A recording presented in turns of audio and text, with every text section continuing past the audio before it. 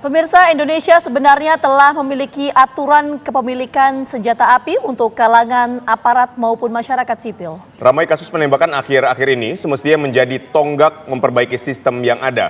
Lantas seperti apa penegakan aturannya? Selengkapnya dalam Benang Merah, efek jera pelanggar aturan.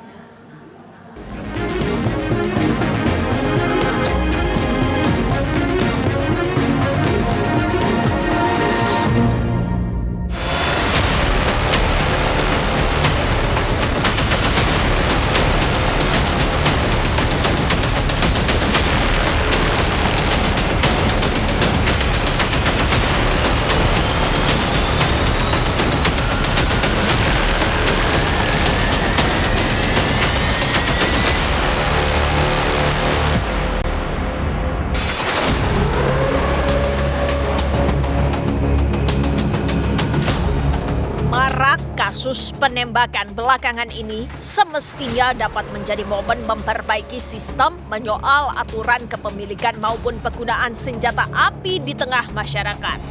Menengok lebih dalam aturan soal kepemilikan dan penggunaan senjata api sebenarnya telah disusun sedemikian rinci. Namun begitu, penegakan hukum terhadap setiap pelanggarnya harus tegas dilakukan. Sebab hal itu dinilai bisa memberikan efek jera bagi pelaku. Penegakan hukum terhadap penyalahgunaan senjata api dapat dilakukan aparat penegak hukum dengan beberapa cara, di antaranya melalui undang-undang, razia, hingga penyelidikan. Adalah Undang-Undang Darurat Nomor 12 Tahun 1951 telah mengatur soal penyalahgunaan senjata api dengan ancaman pidana penjara 20 tahun, kurungan seumur hidup, sampai yang tertinggi hukuman mati. Selain itu, upaya penegakan hukum dapat ditempuh melalui razia yang dilakukan secara tiba-tiba maupun rutin untuk menindak pelaku yang ditengarai memiliki senpi ilegal. Razia mendadak dimaksudkan agar pelaku tidak memiliki kesempatan untuk berkelit. Melengkapi perangkat undang-undang dan razia, aparat penegak hukum dapat melakukan penyelidikan terhadap kasus penyalahgunaan senpi hingga operasi-operasi terbuka untuk tindakan represif jika itu diperlukan. Di sini, kepolisian berperan penting dalam upaya-upaya penegakan hukum terhadap penyalahgunaan senpi. Kepolisian pun dituntut untuk memastikan bahwa hukum ditegakkan secara adil, transparan, dan efektif. Harapannya, kepolisian dapat menghadirkan efek jerah bagi setiap pelanggarnya. Senjata api yang diberikan kepada polisi itu hanya untuk dua keperluan. Satu adalah untuk membela atau menyelamatkan jiwa seseorang dari ancaman yang mematikan orang itu. Entah jiwa orang lain atau jiwanya yang pemegang senjata api itu. Contoh kalau jiwa sendiri itu ya misalkan kita diancam sudah mau dibacok oleh orang lain tinggal segini, nah itu baru boleh kita. Tapi kalau orang golok masih dari sana ya nggak boleh, Mbak. Sayangnya ya sampai sekarang senjata yang diberikan kepada polisi itu, senjata kekerasan itu semuanya bentuknya senjata api. Langkah penegakan hukum ditempuh tatkala terjadi pelanggaran terhadap penggunaan senjata api yang tidak sesuai peruntukannya. Namun begitu, upaya-upaya pencegahan agar tidak sampai terjadi pelanggaran dapat dilakukan. Langkah preventif itu salah satunya yakni penguatan mekanisme pengawasan internal. Setiap penerbitan izin kepemilikan senpi harus disertai evaluasi psikologis yang independen dan berkelanjutan. Bagi aparat penegak hukum, perlu juga dilakukan asesmen atau penilaian mendalam terhadap tingkat stres kerja dan kondisi mental aparat bersangkutan.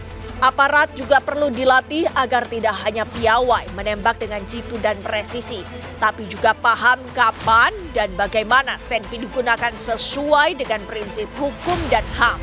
Di samping itu, audit reguler terhadap kepemilikan dan penggunaan senpi memungkinkan mendeteksi potensi penyalahgunaan sedari awal. Idealnya ya Mbak, Karena polisi itu tugasnya setiap hari itu melayani masyarakat, dan yang paling berat lagi menegakkan hukum. Berarti polisi itu setiap harinya harus dihadapkan kepada permasalahan yang rumit dan dia harus melakukan tindakan, kan gitu kan. Tindakan, terutama tindakan kekerasan itu tadi ya, upaya paksa gitu. Nah, seperti ini kan dibutuhkan orang yang mentalnya kesehatannya sehat, mentalitasnya baik gitu, tidak orang temperamen dan sebagainya gitu ya. Itu tes kayak gitu tuh hanya dilakukan ketika polisi itu masuk. Tapi ketika dalam dinas, tes kejiwaan itu kayaknya saya selama 50 tahun berdinas itu, selama dalam dinas tidak pernah setahun sekali, bahkan 5 tahun sekali enggak tuh. Cuman kalau ketika kita mau masuk sekolah baru ada tes gitu lagi. Di sisi lain, masyarakat juga dapat berpartisipasi dengan cara melapor ke pihak berwenang jika melihat penyalahgunaan senjata api. Agar masyarakat tidak takut melapor terhadap kejadian yang dinilai mencurigakan, penting bagi mereka ada jaminan keamanannya. Selain itu, bagi masyarakat yang berkesempatan memiliki senpi, dapat memberi contoh dengan menjunjung tinggi perilaku taat prosedur terkait permohonan izin kepemilikannya. Partisipasi masyarakat ya, itu masyarakat ada medsos yang baik gitu. Tolong sampaikan kalau ada perangai polisi yang tidaknya kurang baik. Misalnya orang yang temperamen, orang yang suka pamer senjata, atau yang orang menang-menangan. Itu harusnya dilaporkan kepada polisi setempat atau atasannya, supaya atasannya itu nanti bisa mengevaluasi. Karena kalau atasannya sendiri yang suruh mengevaluasi, nggak akan bisa tahu dia kan. Masyarakat ikut mendorong DPR supaya polisi dikasih duit, dan alatnya harus diganti. Harus diganti alat yang sebagai pelumpuh, bukan pembunuh.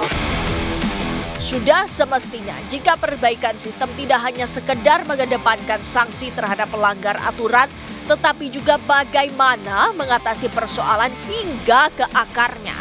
Penegakan aturan dan hukum secara konsisten, pengawasan yang ketat, serta terbangunnya budaya kelembagaan yang sehat, maka kepercayaan publik terhadap aparat keamanan dapat dipulihkan.